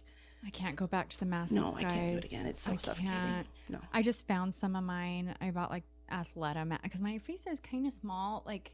I don't know. So like those big masks literally covered like my neck and my everything. And so I found these, like, I had to buy the children's ones, but I just found them the other day and I got like immediate PTSD. I was like, why do I still have these? But I couldn't get rid of them either. But I was like, please, God, no, I could never go back to this. No. I didn't mind them. People couldn't smell my coffee breath. Plus, then you got it back though. It was like right in my face. Like I would like break out. Oh my God. But I loved it because I was quality assurance at the time, and I was going over at least once a week to MHT because that's what I was quality assurancing. And they only knew me by this, and they always thought I was like I was pretty ruthless, but I was very good at what I did and made sure that I was taking care of them also. But when I took over the shop as their NCOIC, they were like, we were so scared that we heard you were coming over and running our shop because we just knew this. Yeah, Sergeant Richie as you weren't nice with your eyes. No. Were you like angry with? Do I look like my? I'm nice with my eyes. Did you not learn from Wilson in Home Improvement how to do that? Wilson, you mean? Yeah. No. It's like the original OG there. Yeah, with just above the fence. Yeah. That's so funny. No, I feel like you have kind eyes, Rob. Oh well, thank you. Yeah, you're welcome. I know. I'm on it. Compliments. I like it. But do those kind eyes transfer into work? No, I got resting asshole face. I know I do, so I know where I'm at there. But I think I must look too approachable. People are always coming up to me, and I'm like, I don't know why you're doing this. Not me. I don't want them there. I'm one or the problem. Other. There's no in between. Yeah. One or the other. You're either getting the silly, goofy, I'm so happy and you want to be around me, or RBF face. Yeah. Yep. I don't know. I feel like I'm probably. I don't know. I feel like I'm too approachable because people approach me too often. I mean, I've had like people like grab my, like perfect strangers, like grab my, oh, what does your tattoo say? Why are you touching me? Yeah. Why are you grabbing my arm? Yeah. That's a little weird. I've had that happen a couple of times. Yeah. Well, you did have someone come up recently and be like, you have such good energy. Yeah, he did. Yeah. That was so nice. But what a compliment. Yeah, he was like, I just have to let you know. Like I was on the phone. He's like, I'm so sorry to interrupt. I just have to let you know you have like great energy. Like, and it didn't like, he wasn't hitting on me. I mean, he could have been, but I didn't take it that way. I just walked up. I'm like, what a nice guy. Those like random compliments though are like the best booster, especially when it's completely like it's not necessary. It's I don't know, like he didn't need to do that. No. Yeah, I notice how good that makes me feel. So I try to do that to other people too. Obviously I want it to be genuine. I'm not walking around being like, oh, your shirt's nice. Oh, your pants are nice. You got a nice face. That's something cool stash, bro. My hair used to be blue for Blue? Yeah, I'll show you. It was Okay. great. It was like, Yeah. I called it my galaxy hair because it's like blue and black and purple. It was really Fun. It was really fun. But I remembered one day stepping outside of a 7-Eleven and one girl just stopped me. She just very sincerely was like, I love your hair. Oh. And it wasn't even that I was having a hard day or something, but it was so sincere and genuine that I just left that was like, wow, that just changed my entire day. And that was when I was like, I need to do that more. Yes. But especially women, we have this thing where like you get a compliment and you feel like you have to give somebody else a compliment. Yeah. It. I hate this. And Yeah. so I've been like bucking the system and trying to, one, not feel like I have to give a compliment back, Right. too. Right. Because And it doesn't feel accepting the real. compliments. Yes. Yes. We've talked about that. Yeah. Or not diminishing it by it was on clearance and that's why it was okay to Who buy. does We've that? talked Who ab- does Yeah, that? we've talked about that too. I think that's like a women like Uh-huh. we're like, oh, cute dress, thanks, it has pockets. Why do you need to know anything about my dress? First of all, just say thank you. Oh, I got it at Ross. Oh, it's like no Every time. Yeah, Amazon. Like I don't know. It's so weird. I don't know why we do that. Yeah. I'm not walking around when I paid $300 for a dress being like, oh, I paid $300 for this. Absolutely. But yeah, I've never done I that. intentionally try to give random compliments to people Yeah. and force myself not to automatically give them back just to make sure that, I mean, if I can give a genuine back, Yeah. great, all the better. But I need to make sure that I am authentic with that. Otherwise, Right. it doesn't land. It just feels kind of crappy, actually. Right. When you're on the other Yeah. side of that. Agreed. Yeah. See, I don't do that. Like, Unless it's like a band shirt that I'm like, oh, sweet shirt, man. Oh yeah. Yeah. But what I do instead of giving compliments is I'll usually, if I'm getting a coffee or like fast food, which is very rare, I'll pay for the people behind me every once in a while. Oh, I that's love nice. that. Yeah. I just heard about a restaurant in up in Ogden that is doing, you can buy a meal to pay it forward to people if you want to, and they'll put a meal up on the board so that way if somebody needs. Oh, you'll That's have cool. To share the Yeah, restaurant I if you I know there remember it. is a sandwich place on Washington north of Even 25th Street. Stevens. Yeah, where they'll donate. You buy a sandwich, they donate a sandwich to the homeless or something like something with like hunger. Yeah. It's Those to are the combat ones. hunger. Yeah, I think it's even Stevens. that. Okay. Oh, yeah, those are the ones like, tell me about those because that's where I want to spend my money. Yeah, Yeah. same. Absolutely. Yeah, somebody. Oh, Especially if they're local. Yeah. Yeah, exactly. So But yeah, I mean, I went from COVID into school though to kind of go back to that and realize that then even though COVID was over, I was spending all my weekends and nights studying or in class. Mm-hmm. So I have realized you were still recently quarantining. that I have gotten out of the habit of friends and what to do on the weekends. Like I have suddenly realized over the last like years, like when was the last time I actually planned to do something on the weekends or friends to hang out with? Like I end up like, why am I bored all the time on the weekends and I have nothing to do? And I've just genuinely, I'm completely out of the habit, not to mention that I don't have a lot of those friend groups or anything anymore either. But it was I don't know how to do this again because my life was so structured and and down to something that it's Right. the once you get rid of it, it's the how do you You didn't really do have that? time for those relationships because you were prioritizing school and being a mom. and- Yeah. Yeah. So it was, and then so you it was were hard. going through a divorce. It sounds like, and then quickly so it's thereafter, I was going through a divorce, and and that finally finalized, at the beginning of this year. But the realizing how lonely that can be, and not having, especially as adults, realizing if you don't have a group of friends or a good community to rely on, it's huge to feel isolated. Yeah. So and there's a lot of fantastic people, and I have a lot of great friends I've had, but a lot of times, especially if you've left a job or anything else, proximity or different kids, different ages, it gets harder with scheduling. It's just adulthood. I Yeah. mean, that's the hard Oh, it part of is. it. That's we all know. I went on a walk today with a coworker, and she's actually been working through the furlough. And so she's like, it's so weird to me that because our offices are right next to each other normally. And I haven't been in the office since the 7th of October or the 8th. I can't remember. And she's like, it's so weird. And I've gone in, I brought bread because there's like 5 employees here that are having to work through the furlough, and they're getting paid, thank God. But I've brought them bread, and then I brought like a little gift bag for them the next week. And then I didn't do anything this last week, so I need to figure out something to do this week. But I just feel bad because they're having to be there. And yes, they're getting paid, but like they're probably pretty envious of the fact that like I've got to not do that. I get to do all the things on my to-do list that I still need to do. Yeah. All my things I say I'm going to do on my to-do list and have done absolutely none of them. I've actually been keeping like a furlough journal, and I've been trying to stay productive every single day.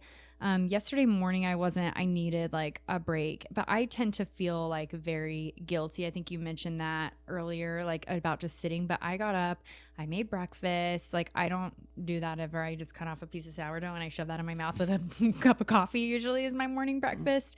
But like I made like an egg sandwich. Nice. And then I sat and drank coffee and I worked on like that video that I was showing you. I worked on that for a little bit and then I was like, oh shit, I gotta go. Like then of course I was running late because as I mentioned last week, like I like the idea of being on time. I just don't know how to do it because I'm sitting here scrolling on my phone. The time, you're ADHD, right? So it's funny that you say that because time perception, time blindness is a real thing. Yeah, I think there's a lot in the last 2 years that I've learned, that I might have some sort of little things that relate to that. I have realized apparently it's my entire personality and I just never knew it. Yeah. That is why accidents, all sorts of things, spatial perception.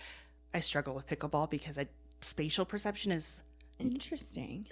I don't recognize spaces as well for some reason. And time blindness is a real thing. Like there's certain things that are just a little different, which is why I bump myself all the time. Or I had a lot of accidents my first year that I finally realized I was just always off by just a little bit. And it has started to click the more stuff that has come out about ADHD, especially women, especially as it's coming out more than I'm like, oh, that makes. Yeah, there's things that are posted or online that I'm like, okay, check. And then I talk to my therapist and he's like, I don't think so. And I'm like, okay, I'm going to go with that then because I don't need another diagnosis. Thank you so much. I got to work through one at a time here, guys. That's what we got a long list. That's what my psychiatrist had said too. She's like, I don't think so. And then I got put on phentermine. And suddenly I was super on task and productive. And she's like, oh, you might be ADHD. It's like, oh, you don't say. I've been asking you that for a year or two. Funny. Sounds right.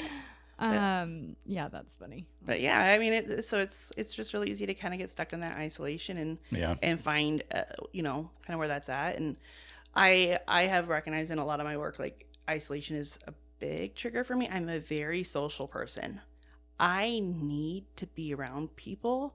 Like, even if it's not other like people I know super well, like that's what fills my cup. Yeah. Mm-hmm. So you feel like, so that's why I think a lot of people get like extrovert and introvert a little bit mixed up because I think people think, oh, if you're an extrovert, you're just always chit chatty, but introverts can be that way. It's just where you get your energy from. Right. And so I feel like I am a true extrovert, in that like, I fit the definition of what everybody thinks an extrovert is. And then also like I notice I get my energy from like going to coffee with people and connecting and learning about other people and having conversations or being around. But then I also know like I get to a point where I need to dial it back and stay at home for a night and like recenter. Yeah. But I can't do that for too long because then I go down the depression spiral. And then I just notice like that gets worse and worse and worse, like the less that I'm doing. So it's not the first time that's happened on this podcast. Yeah, no worries. That's always on my brain. No worries at all. Yeah, that's everybody's always like, it's always on silent. Of course it's not on silent the one day I'm like, recording. Go figure. Yeah, but so do you feel like you're an extrovert or an introvert? I feel like I'm an introvert, but I have my extrovert tendencies, I guess. Yeah. I think everybody has a little bit of both, right? I guess I never put it in perspective of where you get your energy. Right. And I think being around people that I enjoy being around and communicating and or doing a task with someone like pickleball, you're sharing a space and doing something similar. That's where I get that energy and that's where my extrovert comes out. Right. Mm-hmm. But normally I feel separated and isolated from people. So that's where my introvert. Yeah. Because one of my best friends, she can like do the whole, like she can be very extroverted and very like social, I should say, very social. Mm-hmm. And then she has to like pull away to like regroup because it drains her. That interaction she gets oversaturated. Drains her. Yeah. Yes. My best friend will disappear for a few days after she's had company. Yeah. Absolutely. But like for me, I'm absolutely an extrovert. That is how I get my energy. But at the same time, I'll struggle with social anxiety sometimes in situations, and you will not hear me say a peep, and I will be quiet in the corner. Yep. And you think I'm the most shy person in the world. That was me at the bar last weekend that I told you about. My friends were like, is everything okay? And I was like, yeah, I'm fine. Get away from me. Yeah. I was like, I'm out of it. Like, I'm here. I'm doing what you guys wanted to do. I'm ordering a drink. I'm sitting. I'm having a good time. But I can't also like engage with all these little boys that you're talking to. I'm such a bitch, Not guys. my thing. Yeah. I just couldn't. I was like, they were like trying to introduce me to all these guys. I was like, get away from me. That's not I my can't. good. So how Bring long? me over a good looking one. Yeah. Okay, go ahead. Anyways.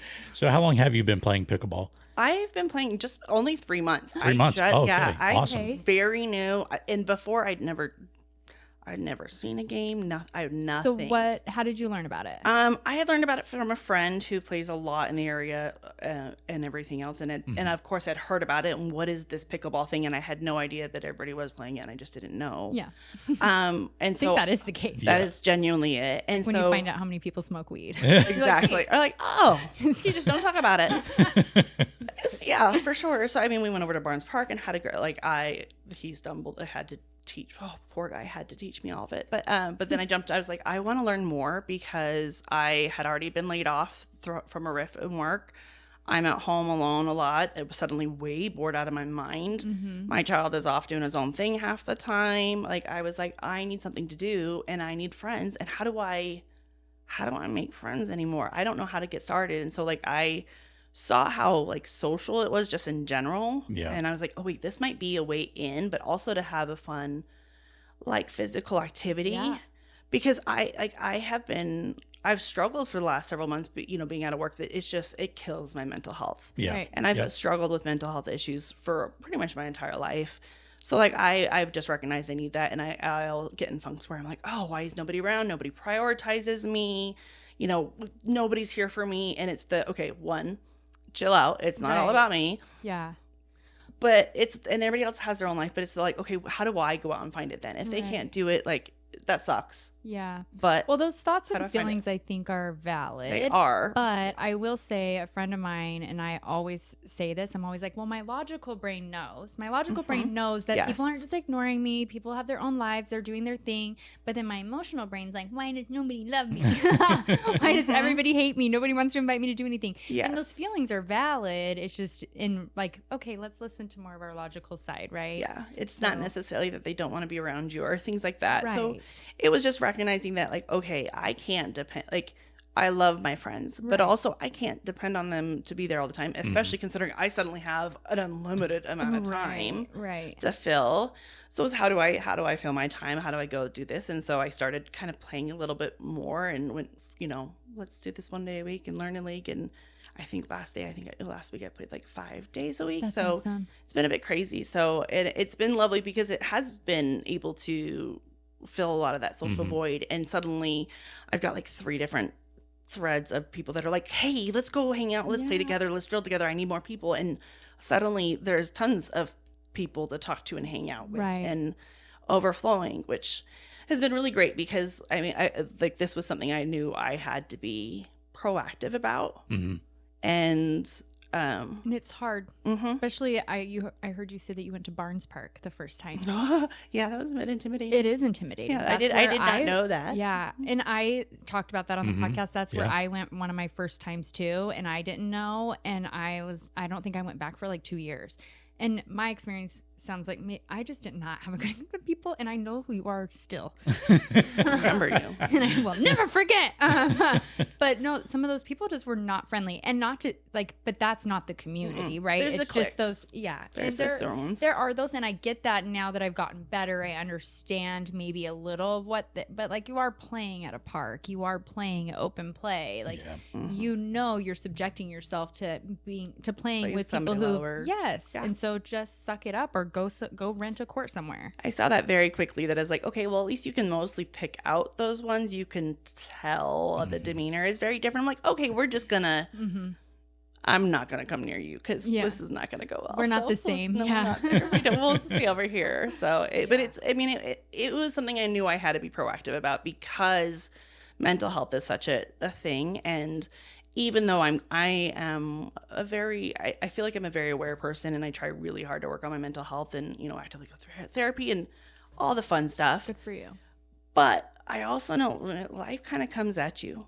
And so like, I have to be building up as much of I can of those kind of defense mechanisms because, you know, you never know when it might suddenly shift or change for you. And so like, I know, like, I have to be very diligent to make sure that I'm okay. Mm-hmm. If I'm not on it or not telling people, hey, like, I don't know if I'm going to be great through this little bit where, you know, my son was out of town for a few weeks. So I was genuinely alone in my house. I've not been that alone for 3 weeks. It was the craziest thing. And it was the like, guys, I need you all to just call in and check on me. Like, I'm feeling okay. Yeah.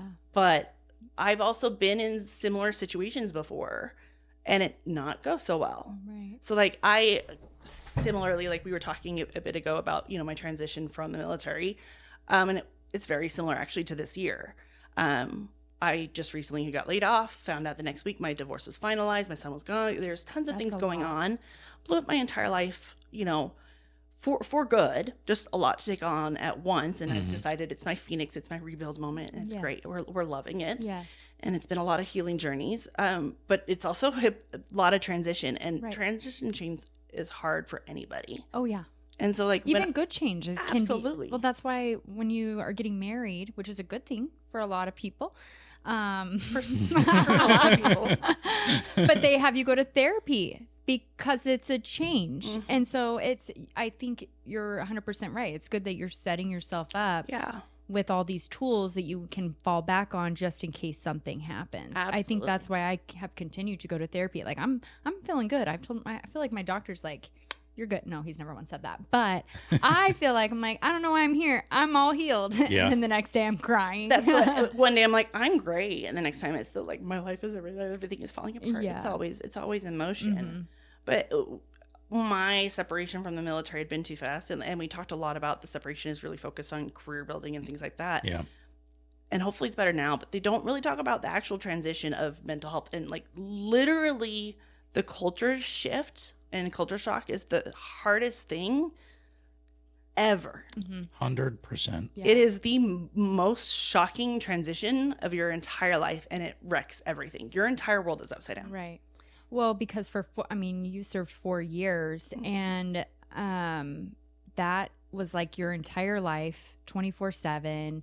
It's like you said, like they brainwash you. You're structured. You're doing everything you're supposed to. I don't pick out what I wear. Yeah, exactly.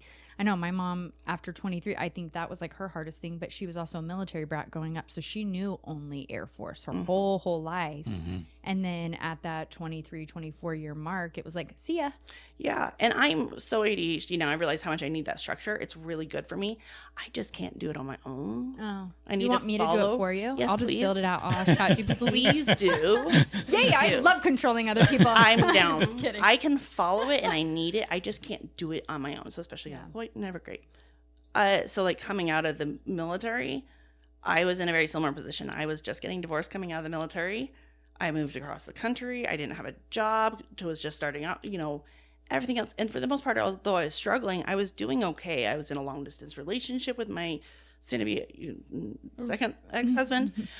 Everything was. You're also really young. Yes, I was 22. That's 21. so young to go through all of that. A lot of life in a very short amount. Right. And so I shortly, a little over a month after I separated, one day I snapped. I don't really remember it. I was on the phone with my boyfriend and I ended up like taking all the pills and I had in my house and over 200 something pills and overdosed and was very thankfully then able to snap out of it and go, hold on. And he was able to call my dad and I got help and everything. I was in a medically induced coma and everything. Obviously, spoiler alert, I made it. I made it, just in case you were wondering. God, I love this. I'm not even going to say anything. Yeah. But like, and as terrible as that was, there was a lot of positive that comes from it because there's a lot of stigma around suicide and it's the mental health and like it's not good. It's terrible. Obviously, it's not. Yeah. But there is to understand what a person is like in that situation. It is not what a lot of people think it is, and like the selfish or a lot of that stuff. And so to feel that pain, but then also to be able to make it out on the other guy's side and go, oh.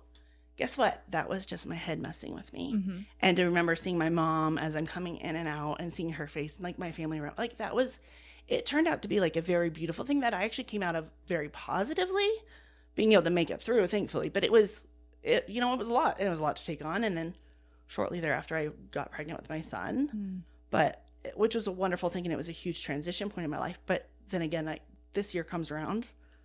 I'm out of my job. I just got divorced. My son's out. Like, I'm in the exact same position in almost every way, other than I've been doing a lot of work on myself. I was just going to say, other than you have the and tools, I'm older and and not this, like, obviously and a lot you do different. have that experience to fall back on and remember how you felt going into it and then how you felt on the other end. Absolutely. And a lot of that was isolation and things like that too, and not knowing anybody and being around. And so I recognized very quickly early on in the summer in that position of like, I have to be on this and be proactive and keep continuing to go back. Because you mentioned earlier, and I can't remember if it was before we went on air, but that sometimes you fall into these hobbies and then you get bored of them really quickly, which probably is an ADHD very thing. much. But there he goes, guys. Stevie. He's always got to make his presence known.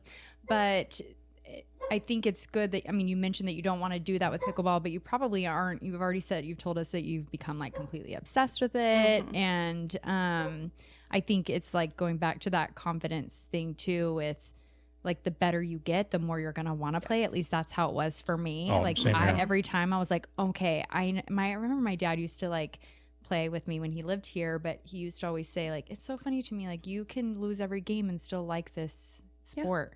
And I was like, yeah. And he goes like, no, like he was talking about me. And I was like, yeah, it's so great, huh? And he's like, well, I don't. But it's funny. Like, he's like, you just always have a good time no matter what. And I think because I was leaning on the community and saw that it was a social thing, that for me, I was like, hey, I'm paying to be here. I paid for this league. I'm not going to come here. I'm 3-0. I'm not going to come and play like shit. And then also walk out of here in a bad mood. I got to do one or the other here, you know? And I'm winning getting the social time and being around other adults. Right. So like, I'm like, half the time that's really what I'm getting out of this. Like, the physical activity in the game is great. Right. But that's the bonus. Yeah. Yeah. I'm really competitive, but genuinely at the same time, I'm like, it's just fun. Yeah. And at least luckily on the lower levels still so far, everybody's pretty chill on that area. So it works out good. Yeah. They become less chill the higher level you get. Yeah.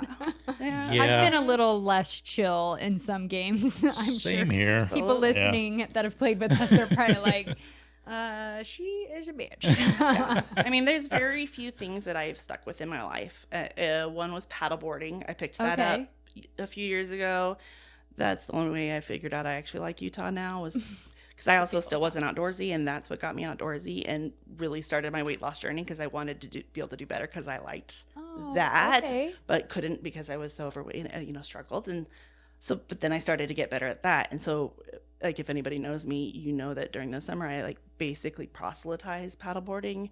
I'm out on the water. Where are you going? Oh, my favorite is Kazi. Oh, Kazi's obviously the best. And that was the great part of having the summer off and being unemployed, was I was up there a lot this summer, which was fantastic. During the week when nobody else is there. Oh, yeah. It's so beautiful.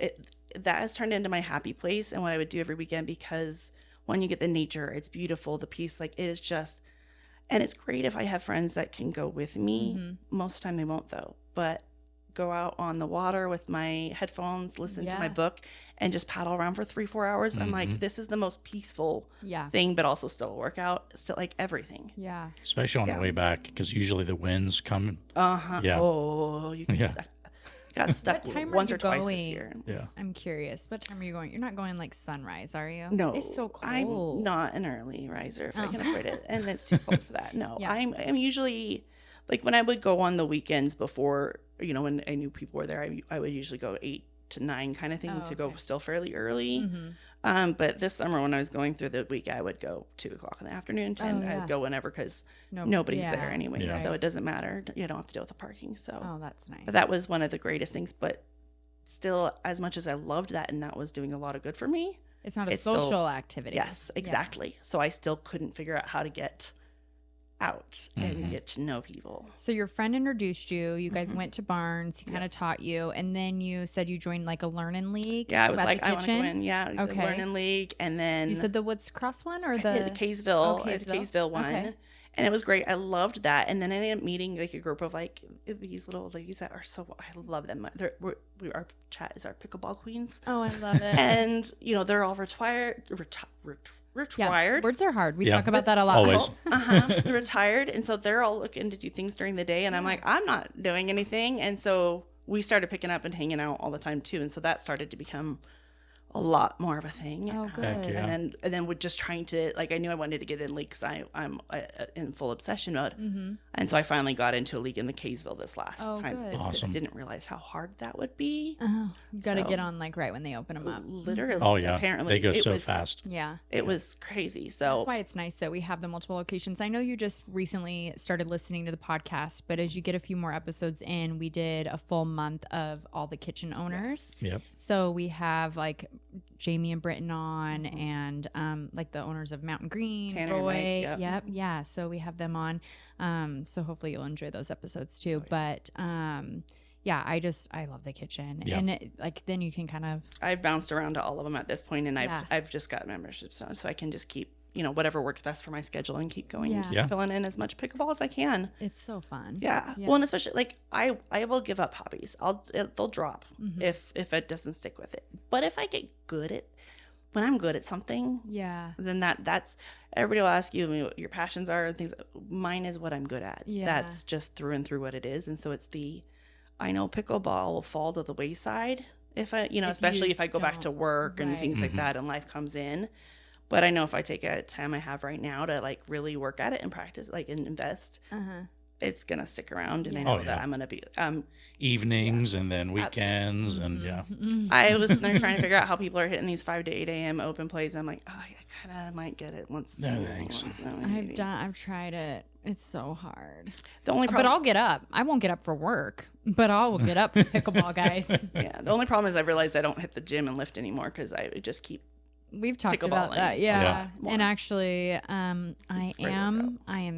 I am going to start lifting tomorrow, guys. I made myself go today to make sure I got I it. was going to start yesterday, and then the high schoolers just drained me. Came home and sat on my couch the rest of the night. Yeah, I was supposed to do leg day. Today was leg day, and I was just like, no. After the hangover, Oh, yeah. No, you're like, I'm not doing it. nah. Typically, I'll just push through it, but Yeah. not today. Yeah. I know. I might lift once you guys leave, but yeah, I mean, I went on a walk earlier with Stevie, which is never like an aerobic walk. Yeah. Because he's got to stop and sniff every fucking blade of grass and pee on every single fucking Well, those leaf. little legs aren't, And I look like such an asshole probably because I'm like pulling him because he's so stubborn, and then I have to go and grab him by his harness, and then he looks at me like I'm the problem. I'm like, I'm not the problem. And then I'm talking to my dog in a public park, and I'm sure people just love it. I'm sure they love it. Oh, I'm sure. Anyways, like this crazy lady. Look, he's looking at me right now. He fucking knows. Love It's like, I'll go sniff on another blade of grass. Here we go. Yeah. Yeah. Well, we're coming up on 2 hours. Oh, wow. Yeah. But Yeah. it's been so fun. I mean, this is the thing I love is I'm literally only 3 months in, but I can already see the results, and it genuinely is like the community is incredible. Yeah. Like that, it really is kind of the best part that I'm like. I know that eventually I'm gonna hit the top ratings where the harder guys are. Good luck. Cocky on that yeah, one. we're We'll still see. not We'll- there. we'll Yeah. see. We just Still be cocky. trying. Yeah, But- we're barely at the ratings that our stuff says we are.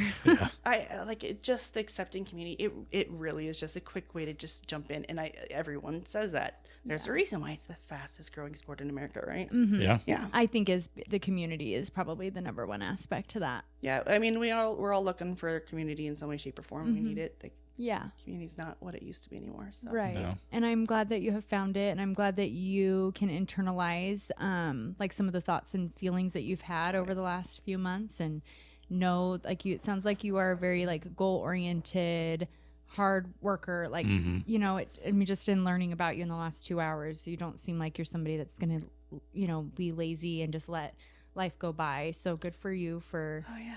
persevering, and I wish you lots of luck, and we'll see you on the Thank you. courts, I'm guessing. Yeah. I'm sure I'll be seeing you guys around. Oh, for sure. For sure. Yeah. Thank you for your service. Yeah. And Thank you for Truly your appreciate support. and also thank you for being on the podcast. Like Yeah. this is Happy so to. great. This has yeah. been a having me. really good It's conversation. been fun. I was like, I could talk for way too long. So thank you for having me. So can I? Yeah. Rob can talk for 20 minutes. 20 minutes and I'm good. His I introverted get parched. side. Oh, yeah. Oh, for sure. Yeah, this is great. Thank you so much. so much. This has been a pleasure. Okay, Yeah. we'll talk to you later. Cool. Bye, Thanks, guys. guys.